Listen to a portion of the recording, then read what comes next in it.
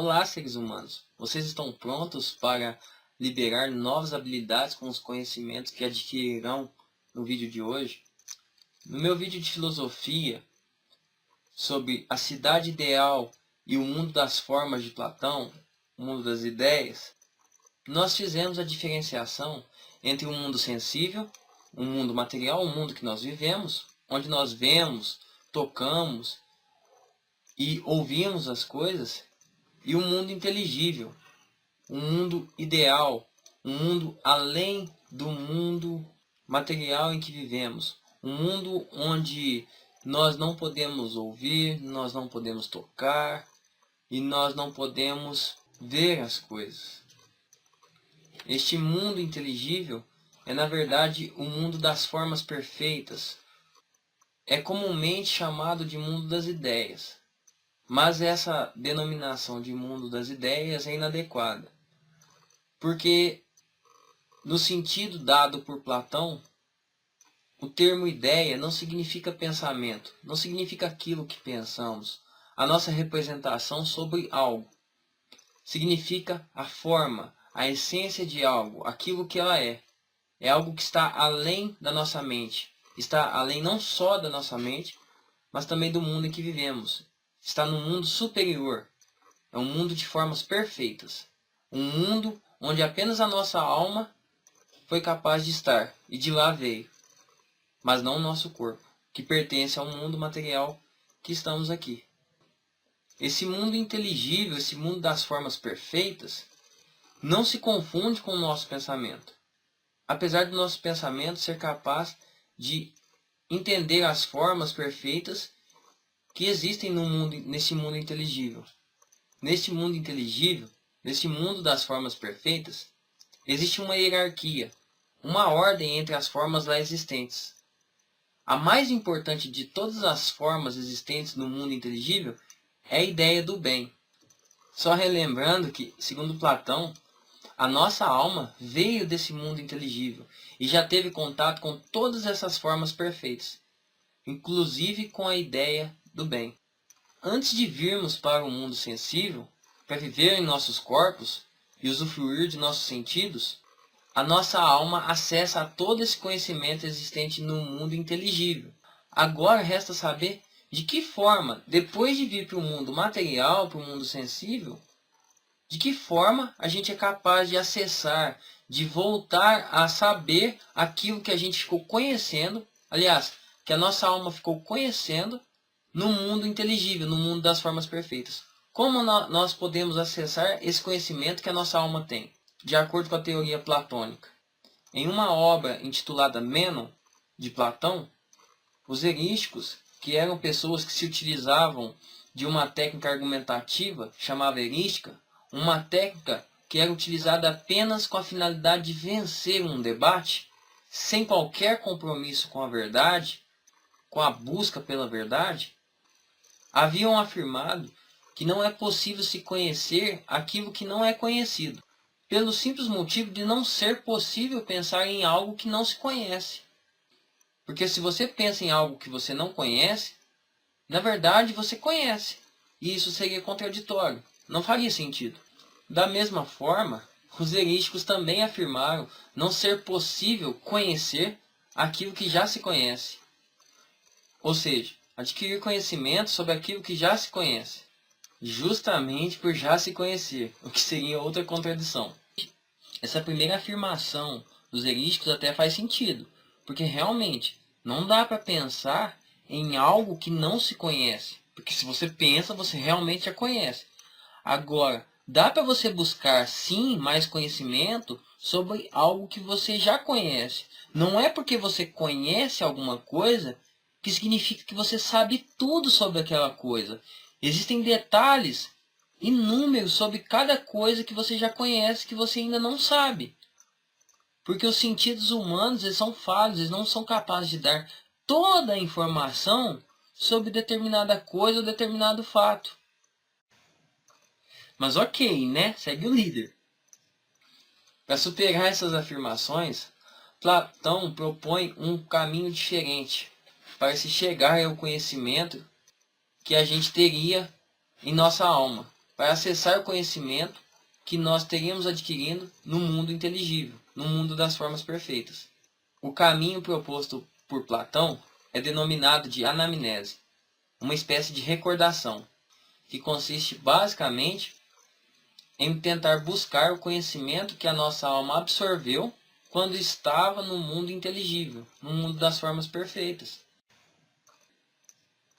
Para conseguir isso, os nossos sentidos trariam as informações imperfeitas do mundo material e a nossa mente, o nosso intelecto, voltando-se para suas próprias profundezas, para as profundezas de sua alma, fazendo uma reflexão, dobrando sobre si mesmo, buscaria na alma esse conhecimento.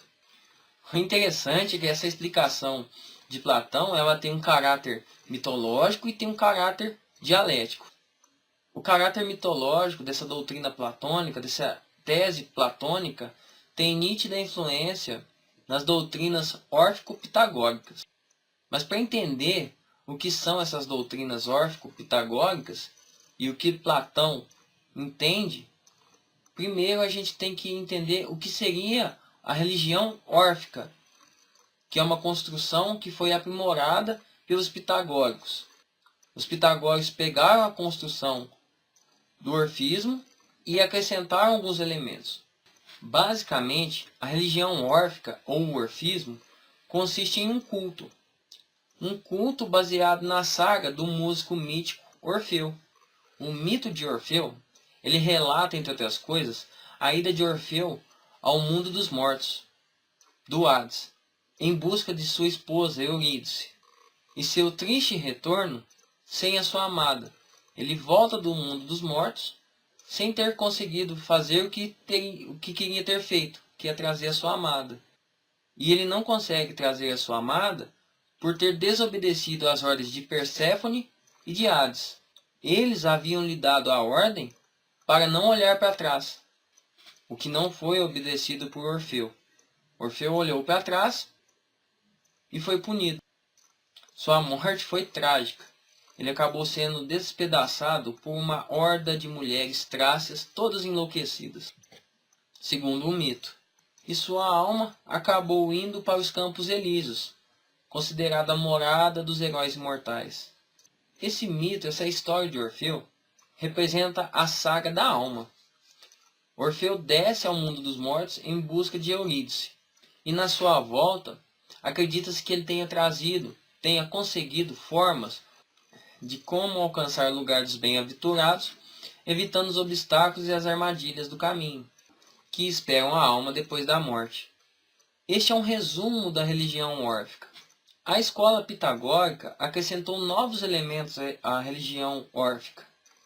A ideia pitagórica, aliás, o que os pitagóricos fizeram, basicamente, foi uma intelectualização do conteúdo do orfismo.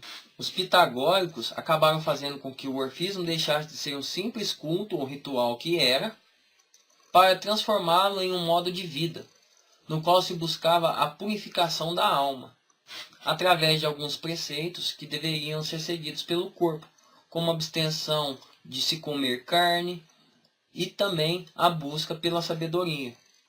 Assim, depois dessas mudanças feitas pelos pitagóricos, o orfismo teria deixado de ser um ritual para ser um estado de contemplação de uma verdade imutável, através da busca pela sabedoria. Essa é basicamente a ideia do orfismo. Aliás, essa é basicamente a evolução do orfismo agregada por modificações trazidas pelos pitagóricos. Daí se falar em doutrina órfico-pitagórica. Agora, voltando para a visão de Platão e sua teoria, sua divisão entre mundo material e mundo inteligível, mundo suprassensível acima do mundo material, Platão separa corpo e alma. Platão entende que o corpo do ser humano é na verdade uma prisão para a alma, um cárcere, uma tumba. E a morte seria a representação da liberdade dada à alma. Ou seja, é como se a vida do ser humano só começasse de fato com a sua própria morte. Mas ok, porque para Platão, A alma estando presa em um corpo humano seria como um estado de morte. Seria como se estivesse morto no mundo material, dado o caráter aprisionador, o caráter de privação que o corpo traz em relação à alma. Isso lembra bastante o pensamento cristão que virá muito tempo depois de Platão. Esse foi o caráter, o aspecto mitológico da doutrina de Platão. A doutrina de Platão também tem um aspecto dialético. Nesse aspecto dialético, Platão se utiliza da maiêutica, aquela técnica socrática de elaboração de perguntas e respostas para se chegar a uma verdade.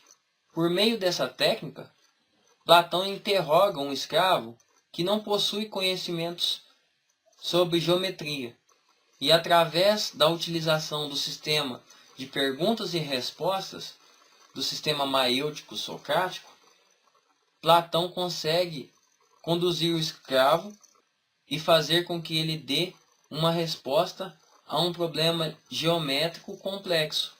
Platão faz isso justamente para demonstrar que o escravo ele tinha a resposta dentro de si, dentro de sua alma, e que a técnica maiêutica socrática faz esse conhecimento que está adormecido em sua alma vir à tona, ser rememorado, ser relembrado pela pessoa. Nesse procedimento maiêutico utilizado pelo Platão, ele acaba conduzindo o escravo a chegar à resposta que ele quer. Não é que a resposta estava dormindo na alma do escravo. É que Platão, por meio da sua técnica de perguntas e respostas, à medida que ia desenvolvendo o diálogo, afastava aquilo que não era possível e se aproximava daquilo que era possível. Porque o Platão também participava com a formulação de questões para o escravo. Ele também colocava ideias para que o escravo refletisse sobre elas. Então não deixa de ser um engodo aí do Platão para tentar justificar essa teoria dele. Mas ok, né? Platão acredita que existe uma intuição originária do que é verdadeiro. Essa intuição originária, a qual Platão se refere, decorreria do fato de que a nossa alma veio do mundo inteligível, do mundo das formas perfeitas, tendo contato inclusive com a ideia do bem. Além disso, Platão entende que existem diferentes modos, diferentes etapas para se buscar, para se acessar esse conhecimento que está adormecido na alma. A realização do conhecimento. A ignorância, a opinião e a ciência. A ignorância é o total desconhecimento daquilo que está guardado, do conhecimento que está na alma. Já a opinião para Platão é quase sempre uma enganação. Ela quase sempre engana a pessoa. E isso porque a opinião ela se baseia nas percepções dos sentidos. E os nossos sentidos só captam aquilo que está no mundo sensível, no mundo material. E as coisas do mundo material são coisas imperfeitas, são cópias das formas perfeitas existentes no mundo inteligível, que é o mundo onde estão as verdadeiras coisas, as coisas em sua essência verdadeira. E o nosso mundo, o mundo material, está sempre sujeito a alterações. Assim, a opinião seria tão mutável quanto as alterações a que estão sujeitas as coisas do mundo material. Ainda segundo Platão, a opinião ela se utiliza de dois modos de construção de conclusões. Um é a crença e o outro é a imaginação. Baseado nesses dois sistemas, a opinião formula suas conclusões, o que a torna mais frágil e mais passível de trazer equívocos para a pessoa. Por isso que não é tão legal falar, cada um tem a sua opinião. De fato, cada um tem a sua opinião. Mas a tendência de ter cada um uma opinião é que cada um pode errar de uma forma diferente. Por isso é interessante ouvir o outro e ver o que há de coerente e o que há de incoerente na posição de cada um. É sempre bom confrontar opiniões. É sempre bom ver diferentes pontos de vista. É uma forma de não deixar se enganar por si mesmo e nem pelos outros. Voltando para Platão, a opinião só se torna menos enganadora quando ela se vale de um raciocínio causal. Ou seja, quando ela se utiliza de conhecimento de causa, conhecimento de motivos, uma explicação do porquê determinada coisa aconteceu de determinada forma, ou porquê determinada coisa é de determinada forma. Diferentemente da opinião, vem a ciência. A ciência já se utiliza de um método diferente. Ela não se utiliza da crença ou da imaginação. A ciência, segundo Platão, se utiliza do conhecimento matemático geométrico e do conhecimento dialético das ideias existentes no mundo inteligível, no mundo das formas perfeitas.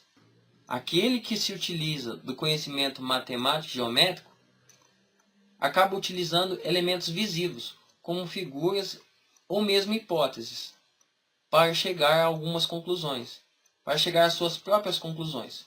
Já aquele que se utiliza do conhecimento dialético das ideias, das formas existentes no mundo inteligível, no mundo das formas perfeitas, consegue estabelecer relações de hierarquia e decorrência dessas ideias, dessas formas, para recordar o conhecimento existente na alma e, eventualmente, ascender nessa cadeia, nessa hierarquia de formas perfeitas, até chegar na ideia mais importante, que é a ideia do bem. Agora vem a parte mais legal.